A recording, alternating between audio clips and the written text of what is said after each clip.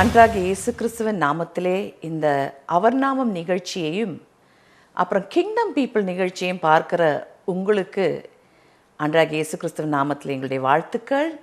இந்த நாள் கர்த்தர் உண்டு பண்ணின நாள், நம்ம மகிழ்ந்து களி கூறுவோம். இன்றைக்கு பாடின பாடல் என்னை எத்தனையோ முறை தொட்ட ஒரு பாடல். கேட்கும் பொழுதெல்லாம் பாடும் பொழுதெல்லாம் எனக்குள்ள ஒரு பூரிப்பு கொண்டு வரும் ஒரு பாடல்.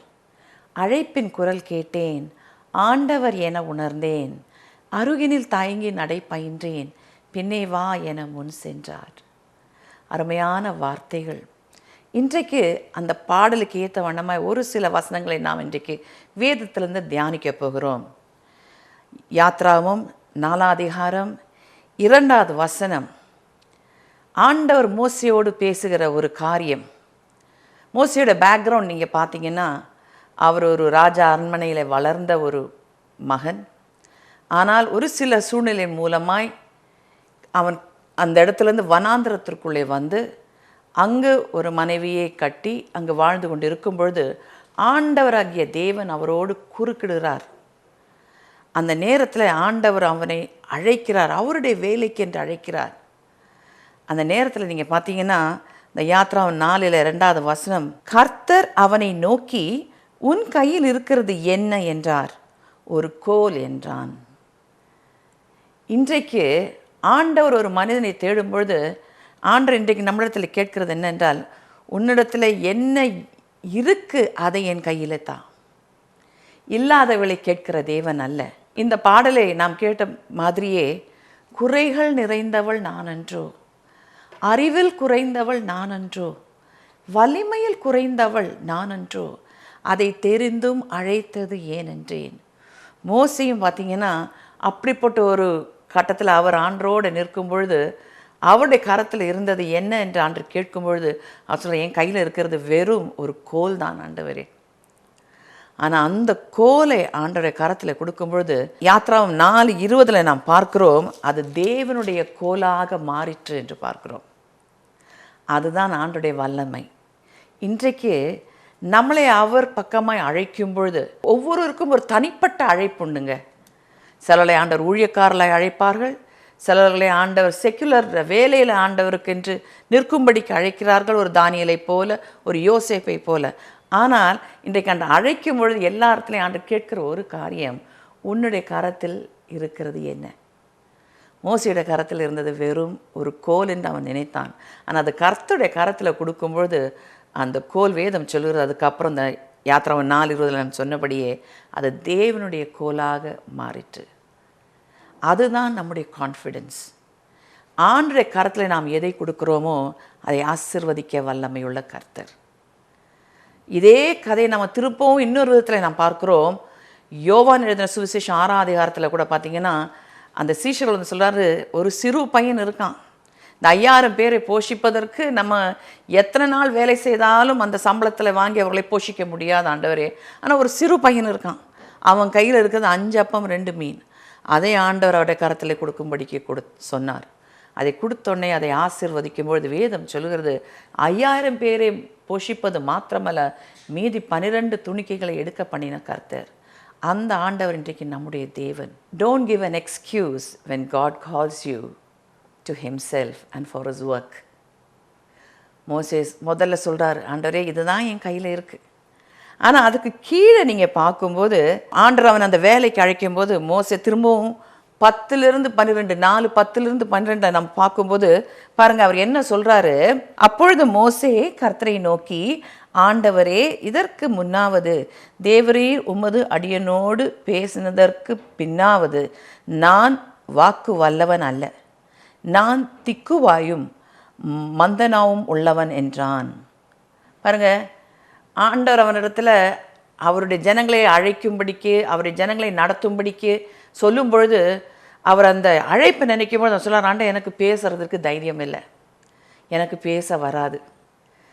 சில டைமில் நம்மளோட லைஃப்பில் அப்படி தான் நம்ம நினைக்கிறோம், எனக்கு அவங்கள போல பேச முடியாது ஆண்டவரே, இல்லை இவங்கள போல் எனக்கு பாட முடியாது ஆண்டவரே, இல்லை இவங்கள போல் எனக்கு லீட் பண்ண முடியாது ஆண்டவரே. நம்ம எத்தனையோ காரியங்களை சொல்கிறோம். ஒரு ஊழியக்காரர் அழகாக சொல்கிறாரு, உலக வேலைக்கு நம்முடைய மனு கொடுக்கும்போதோ நம்முடைய பயோடேட்டா கொடுக்கும்போதோ நம்ம என்ன சொல்கிறோம், இந்த வேலைக்கு எனக்கு என்னெல்லாம் தகுதிகள் உண்டு என்று நம்ம அதை எவ்வளவெல்லாம் அதை அழகுபடுத்த முடியுமோ அதெல்லாம் சொல்லி நம்ம அதை பயோடேட்டாவை சப்மிட் பண்ணுறோம். ஆனால் ஆண்டோடைய வேலைக்கு நம்மளை அழைக்கும் போது எத்தனை சாக்குகள் எத்தனை போக்குகள் நம்ம சொல்லணும், எத்தனை சாக்கு எத்தனை போக்கு. ஆனால் அதே மோசையை சொல்கிறார், ஆண்டவரே நான் திக்கு வாயினுள்ளவன். அப்பொழுது ஆண்டவர் அவனோடு பேசுகிறார் பாருங்க. அப்பொழுது கர்த்தர் அவனை நோக்கி, மனுஷனுக்கு வாயை உண்டாக்கினவர் யார்? ஊமையனையும் செவிடனையும் பார்வையுள்ளவனையும் குருடனையும் உண்டாக்கினவர் யார்? கர்த்தராகிய நான் அல்லவா?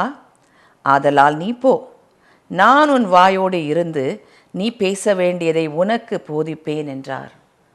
அதுதான் நம்முடைய தகுதிங்க. ஆண்டவர் ஒருத்தரை ஊழியத்துக்கு அழைக்கும் பொழுது தகுதிப்படுத்துகிறவரும் அவர் தான். ஆண்டவர் சொல்றார், நான் உன்னோடு இருப்பேன், உன் வாயோடு இருந்து நான் பேசுவேன். That is our confidence and assurance today. எனக்கு ஒரு நல்ல ஒரு கதை ஞாபகம் வருகிறது. அது உண்மையாய் நடந்த ஒரு ஊழியக்காரருடைய வாழ்க்கையின் கதை.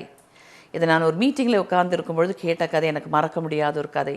அகஸ்டின் சாலன்ஸ் என்பது அவருடைய பேர். அவருடைய வாழ்க்கை எப்படின்னா, 10வது கிளாஸ் வரைக்கும் அவர் படிக்கும்பொழுது நன்றாக மார்க்ஸ் எடுத்ததே இல்லையாம். ஒவ்வொரு முறையும் ஃபெயில் பண்ணி வரும்பொழுது ஒரு நாளைக்கு அவங்க அப்பா அவரை பார்த்து சொன்னாராம், சரியான யூஸ்லெஸ் நீ, உன்னால் எந்த பிரயோஜனமும் இல்லை என்ன சொல்லி திட்டும்பொழுது மிகவும் சிறு பையனாக இருக்கும்போது மிகவும் வேதனையோடு வெளியே போனாராம்.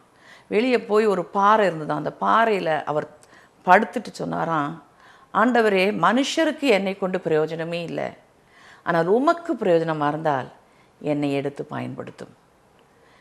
அதற்கு பிறகு அவருடைய வாழ்க்கை எத்தனையோ பேருக்கு ஒரு ஆசீர்வாதமான வாழ்க்கையாக மாறிற்று என்று நான் அந்த ஊழியக்கார் மூலமாக அவருடைய சாட்சியை கேட்டேன்.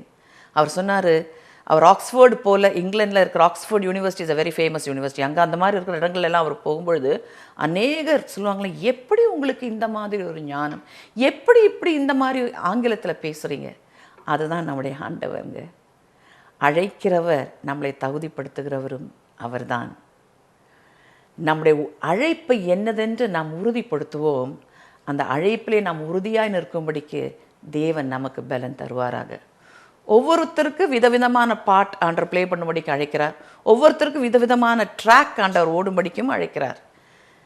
நமக்கு என்னதுண்டோ அதை செய்து முடிக்கும்படிக்கு தான் நம்மளை ஆண்டவர் அழைக்கிறார். என்னுடைய வாழ்க்கையில் கூட ஒரு நாள் என் தாயார், நான் 16 வயதில் ஆயிருக்கும் பொழுது தாயார் சொன்னார், உன்னை ஆண்டவர் ஊழியத்திற்கு என்று அழைப்பார். எனக்கு பயங்கர கோபம் வந்ததுங்க. ஏன்னா நான் சில திட்டங்களெல்லாம் போட்டிருந்தேன்.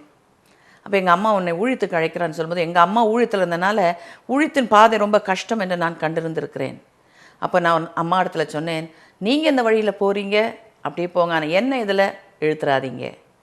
ஆனால் என்னுடைய 19 வயதில் ஒரு 1 இயர் கோர்ஸ் ஒரு பைபிள் காலேஜில் நான் ட்ரெயின் பண்ணி கொண்டு இருக்கும் பொழுது ஒரு நாள் ஆண்டவரிடத்தில் கேட்டேன், ஆண்டே, என்னுடைய வாழ்க்கையில் உமது நோக்கம் என்ன? அப்போது என்னோட ஆண்டவர் அன்றைக்கு மார்னிங் எங்களுடைய பிரின்சிபல் மூலமாக அந்த டிவோஷனில் ஒரு ஓமையை சொல்லி, அவங்க அந்த திராட்சை தோட்டத்தில் தன்னுடைய தகப்பன் 2 பிள்ளையிடத்தில் கேட்கிறார். அப்போ அந்த 2 பிள்ளையிடத்தில் கேட்கும்போது மூத்த மகன் சொல்லுவான், நான் போவேன் என்று சொல்லி போக மாட்டான். 2வது மகன் நான் போக மாட்டேன் என்று சொல்லி போவான். அப்போ எங்கள் பிரின்சிபல் அந்த நேரத்தில் கேட்டார்கள், இன்றைக்கு ஆண்டுடைய வேலைக்கு என்று உன்னை அழைக்கிறார், நீ போவாயா இல்லை நீ போக மாட்டாயா? அன்றைக்கு எனக்கு நல்ல ஞாபகம் உள்ள ஒரு நாள். 19 வயது தான், என் வாழ்க்கையின் எதிர்காலம் எனக்கு தெரியாது. ஆனால் அன்றைக்கு நான் சொன்னேன், அன்றைய இந்த ஊழியத்திற்கு எனக்கு தகுதி இல்லை ஐயா. அப்போ ஒரு பாடலை என்னோட உள்ளத்தில் ஆண்டவர் போட்டார். அந்த பாட்டு என்னென்னா, ஆங்கிலத்தில் இந்த பாட்டு சொல்லுது, just as I am without one plea. அப்போ ஆண்டு அந்த உள்ளத்தில் அந்த லைன் போட்டார், just as I am. அப்போ ஆண்டு என்னோட பேசினார், நீ எப்படியோ அப்படியே என் கையில் கொடு, அதற்கப்புறம் உன்னை நான் எப்படி மாற்றணுமோ அது என்னுடைய பொறுப்பு. இன்றைக்கு 31 வருஷம் ஆகுதுங்க. கர்த்தருக்கு ஊழியம் செய்வது ஒரு பெரிய பாக்கியமாய் நான் கருதுகிறேன். இன்றைக்கு என் கணவரோடு சேர்ந்து ஊழியம் செய்வதற்கு எவ்வளோ ஒரு பெரிய ஸ்லாக்கியம் என்று நான் நினைக்கிறேன். அவரை சேவிப்பது ஒரு பெரிய ஸ்லாக்கியம். இன்றைக்கு ஆண்டவர் உங்களை அழைக்கும் பொழுது அவர் கேட்கிறது என்னென்றால், உன்னுடைய கரத்தில் என்ன இருக்கோ அதை என்னிடத்திலே கொடு. God bless you. ஜெபம் பண்ணுவோமா? நாம் ஜெபம் பண்ணுவோம். எங்களை நேசிக்கிறீங்களா ஆண்டவரே? இந்த நாளிலே கர்த்தாவே, உம்மை அறியும்படிக்கு பாக்கியத்தை தந்த ஆண்டவர், இன்றைக்கு உம்முடைய வேத வசனத்தின் மூலமாக எங்களோடு பேசினபடியால் நன்றி செலுத்துகிறோம். அழைப்பின் குரலை கர்த்தாவை நாங்கள் கேட்டு உம்முடைய சித்தம் எதுவோ அதை அறிந்து செய்ய எங்களுக்கு உதவி செய்தரலும். கேட்டுக்கொண்டிருக்கிற ஒவ்வொரு வாழ்க்கையிலும் தேவன் ஒரு திட்டத்தை வைத்திருக்கிறீர் என்று அறிந்து உணர்ந்து தங்களை ஒப்பு கொடுக்க உதவி செய்தரலும். உம்முடைய சித்தம் செய்வது எங்களுடைய பாக்கியம் ஐயா. அந்த வழியிலே நீர் நடத்தும் பொழுது கர்த்தாவே, எங்களுக்கு என்று வைத்திருக்கிறது கண் கண்டதும் இல்லை, காது கேட்டதும் இல்லை, இருதயமும் உணர்ந்ததில்லை என்று சொல்லுகிறதே ஐயா. உம்மை கீழ்ப்படிந்து நடக்க உதவி செய்தரலும். ஆசீர்வதியும். இந்த வாரம் முழுவதும் தாங்கிக் கொள்ளும், எங்களை வழி நடத்தும். இயேசுவின் நாமத்திலே ஜெபிக்கிறோம் பிதாவே, ஆமென். God bless you. உங்களை சந்தித்தது பெரிய ஒரு ஸ்லாக்கியம். மீண்டும் அடுத்த முறை சந்திப்போம்.